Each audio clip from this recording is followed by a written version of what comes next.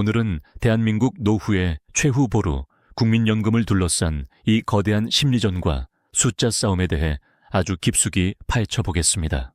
단순히 언제 받는 게 이득이다라는 뻔한 소리가 아닙니다. 여러분의 뒷덜미를 낚아챌 수 있는 숨겨진 감점 요인부터 통계학적으로 계산된 손익분기점, 그리고 그 누구도 제대로 말해주지 않았던 건강보험료라는 거대한 덫까지 전부 다 알려드릴게요. 지금 인생에서 가장 긴 도박을 하고 있다는 사실 알고 계셨나요? 강원랜드의 룰렛도 아니고 주식시장의 복잡한 차트도 아닙니다.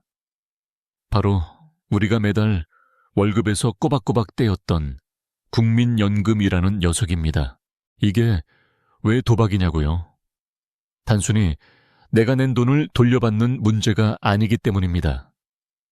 내 남은 수명과 국가의 정책, 그리고 건강보험료라는 지뢰밭 사이에서 언제 받을 것인가를 두고 벌이는 치열한 두뇌 싸움이거든요.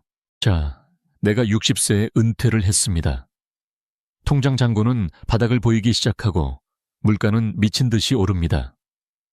이때 우리 앞에는 두 갈래 길이 놓입니다. 지금 당장 조금이라도 일찍 받아서 이 고비를 넘길 것인가? 아니면 허리띠를 졸라매고 나중에 더 큰 돈을 받을 것인가?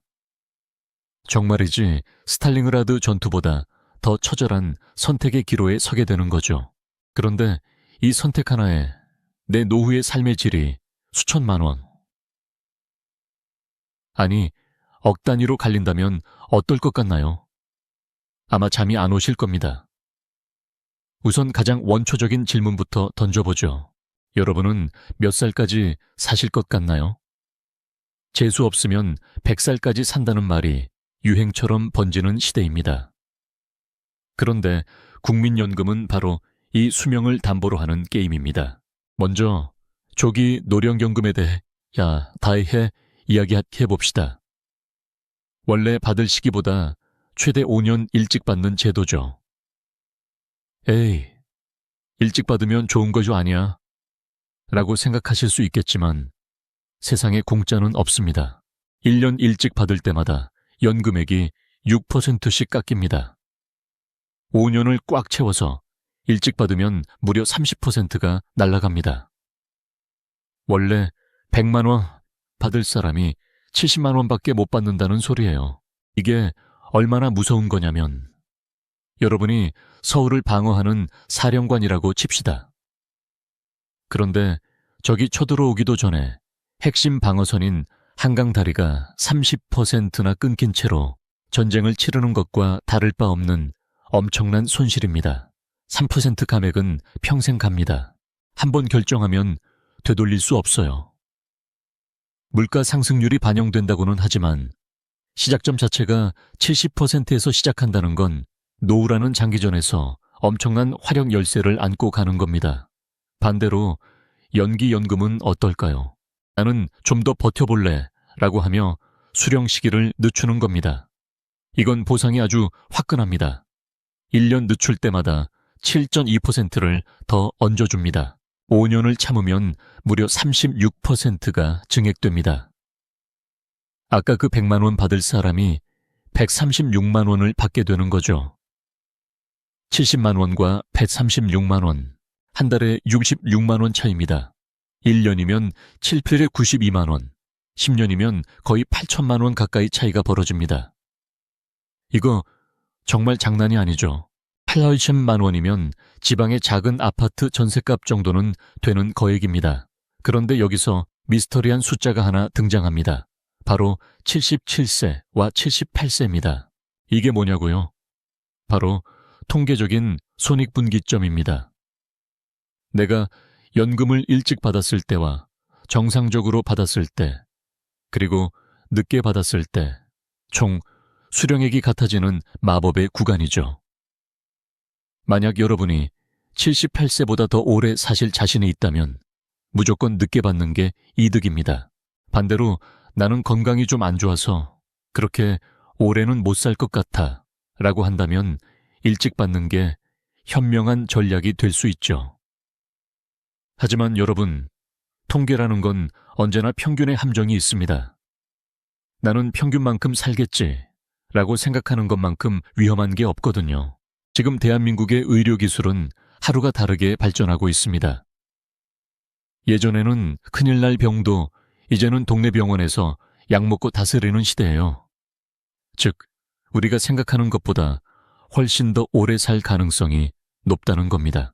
그렇게 되면 연기연금을 선택한 사람이 최후의 승자가 될 확률이 압도적으로 높겠죠. 자, 그런데 이게 끝일까요? 어림도 없습니다. 이제부터 진짜 소름 돋는 이야기를 해볼까 합니다. 우리가 흔히 놓치는 스텔스기 같은 복병, 바로 건강보험료와 기초연금 이야기입니다. 여러분, 서울 도심 한복판에 스탈링그라드 뺨치는 아파트 지옥을 뚫고 난공불락의 요새를 지어놨다고 칩시다. 그런데 갑자기 하늘에서 세금 폭탄이 떨어진다면 어떨까요? 국민연금을 많이 받는다고 마냥 좋아할 일이 아니라는 겁니다. 현재 대한민국 시스템은 연간 소득이 2천만 원을 넘어가면 건강보험 피부양자 자격을 박탈해버립니다. 이게 무슨 뜻이냐고요? 자녀 밑으로 들어가서 건보료 한 푼 안 내고 혜택을 보던 평화로운 시절이 끝난다는 겁니다. 갑자기 매달 수십만 원의 건보료 고지서가 날아오기 시작하면 국민연금으로 더 받은 돈이 고스란히 건보공단으로 빨려 들어가는 어처구니 없는 상황이 벌어집니다. 잘 계산해보세요. 국민연금을 연기해서 한 달에 150만 원, 연간 1,800만 원을 받게 됐다고 칩시다. 그런데 다른 이자 소득이나 배당 소득이 조금 있어서 합산 소득이 2천만 원을 10원이라도 넘기는 순간 여러분은 지역가입자로 전환됩니다. 이때부터는 내 집, 내 자동차에 대해서도 건보료가 매겨집니다. 연금 조금 더 받으려다 배보다 배꼽이 더 커지는 상황. 이거야말로 적군에게 성문을 활짝 열어주는 꼴 아니겠습니까? 제주 부리는 곰은 연금 받고 돈 챙기는 건 건보공단이라는 말이 괜히 노인정에서 유행하는 게 아닙니다. 심지어 기초연금도 문제입니다. 연금을 많이 받으면 기초연금이 깎이거나 아예 못 받을 수도 있습니다. 대한민국 노인 중 소득 하위 70%에게 주는 그 귀한 돈 말입니다. 내가 국민연금을 열심히 부어서 많이 받게 됐는데 그것 때문에 국가에서 주는 공짜 돈을 못 받는다. 이거 정말 억울해서 잠이 오겠습니까? 연금액이 높으면 높을수록 감액폭이 커지는 구조라서 실질적인 수령액을 따져보면 내가 왜 그렇게 연기를 해서 많이 받으려고 했지? 라는 후회가 밀려올 수도 있습니다. 그럼 도대체 어떡하라는 거냐? 라고 물으시겠죠. 이제부터는 아주 냉철한 전략가로 변신해야 합니다. 단순히 숫자만 볼 게 아니라 내 주변의 모든 방어체계를 점검해야 한다는 뜻이죠. 마치 서울의 한강 방어선이 단순히 강폭만 넓은 게 아니라 제방을 높게 쌓고 선마다 거점을 만든 것처럼 말입니다. 그렇다면 우리는 어떤 기준을 가지고 이 연금 전쟁에 임해야 할까요? 첫 번째는 당연히 본인의 건강 상태, 즉 기대 수명입니다. 이건 누구도 대신 판단해 줄 수 없는 본인만의 비밀이죠. 가족력을 살펴보고 평소 생활 습관을 냉정하게 점검해야 합니다. 장수 집안이라면 연기연금이 최고의 공격 무기가 되겠지만 만약 지병이 있거나 몸이 예전 같지 않다면 조기 수령으로 빠른 실익을 챙기는 게 최선의 방어입니다. 죽고 나서 받는 돈이 무슨 소용이냐는 말. 냉정하지만 현실적인 전략입니다. 두 번째는 소득 공백기의 유무입니다. 퇴직 후부터 연금을 받기 전까지의 그 지독한 마의 구간, 일명 보릿고개 말입니다. 이때 당장 생활비가 없어서 예금을 깨거나 빚을 내야 하는 상황이라면 연금을 늦게 받아서 나중에 더 받는 게 무슨 의미가 있겠습니까? 당장 내 집 앞마당이 뚫리게 생겼는데 본진에 성벽 높이고 있을 여유는 없다는 거죠. 이럴 때는 감액을 감수하더라도 조기 연금을 신청해서 캐시플로우를 확보하는 게 현명합니다. 세 번째는 배우자와의 관계, 즉 유족연금에 대한 고려입니다. 이게 정말 중요한데 많은 분이 놓치십니다. 만약 내가 세상을 떠난 뒤에도 남겨진 배우자가 경제적으로 어려움을 겪을 것 같다면 연금 수령 전략은 또 한 번 수정되어야 합니다. 국민연금은 본인 사망 후 배우자에게 승계되는 부분이 있습니다. 이때 내가 영위연금을 선택해서 기본 연금액을 높여놓았다면 나중에 배우자가 받게 될 유족연금의 베이스 자체도 올라가게 됩니다. 나를 위한 선택이 아니라 남겨질 사람을 위한 최후의 유산이 되는 셈이죠. 하지만 여기서 또 주의할 점, 배우자도 본인의 국민연금이 있다면 나중에 본인 연금과 유족연금 중 하나를 선택해야 하는 복잡한 상황이 발생합니다. 중복수급이 제한되기 때문이죠. 이럴 때는 부부의 연금을 합산해서 어떤 조합이 가장 유리한지 시뮬레이션을 돌려봐야 합니다. 이건 거의 서울 도심 한복판에서 벌어지는 시가전만큼이나 복잡한 계산이 필요합니다. 여러분, 이 모든 과정이 복잡하고 머리 아프시죠? 그냥 나라에서 주는 대로 받으면 안 돼 라고 생각하실 수도 있습니다. 하지만 이 귀찮음의 대가가 여러분의 노후 20년, 30년을 좌우합니다. 그냥 남들이 좋다고 하니까, 혹은 옆집 김씨가 65세에 받는다니까 따라하는 건 전쟁터에서 지도도 없이 행군하는 것과 똑같습니다. 국민연금은 단순히 돈이 아닙니다. 그것은 은퇴 후 여러분의 존엄성을 지켜주는 방패입니다. 적군, 빈곤이 쳐들어왔을 때 나를 지켜줄 유일한 무기죠. 그런데 무기 사용법도 모르고 전쟁터에 나갈 수는 없지 않겠습니까? 자, 이제 다시 한번 질문을 던져보겠습니다. 여러분은 몇 살까지 사실 것 같습니까? 그리고 은퇴 후 매달 얼마의 돈이 있어야 인간다운 삶을 유지할 수 있을까요? 이 질문에 대한 답이 여러분의 수령 시기를 결정할 것입니다.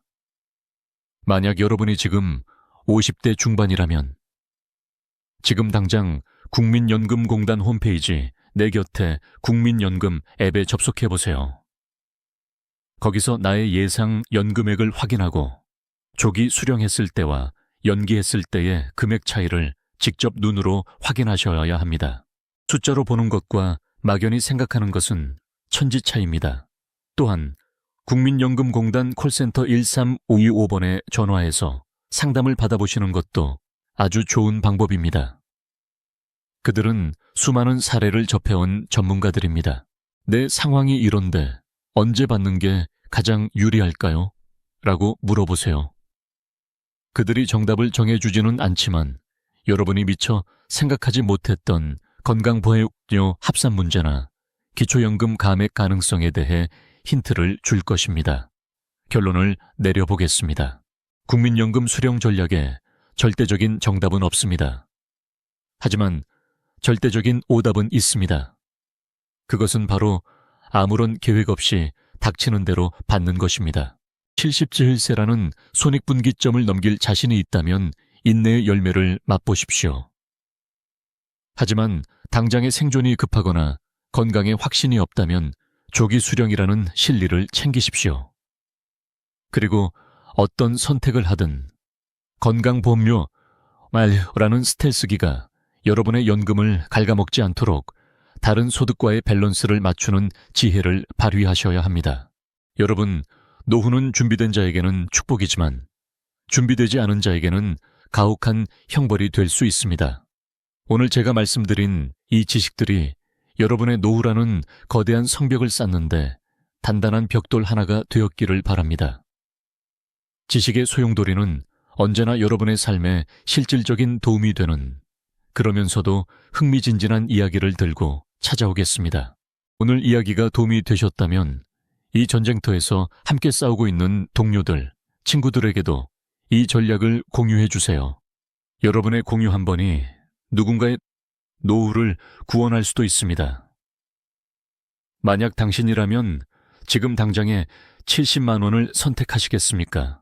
아니면 5년 후에 136만 원을 기다리시겠습니까?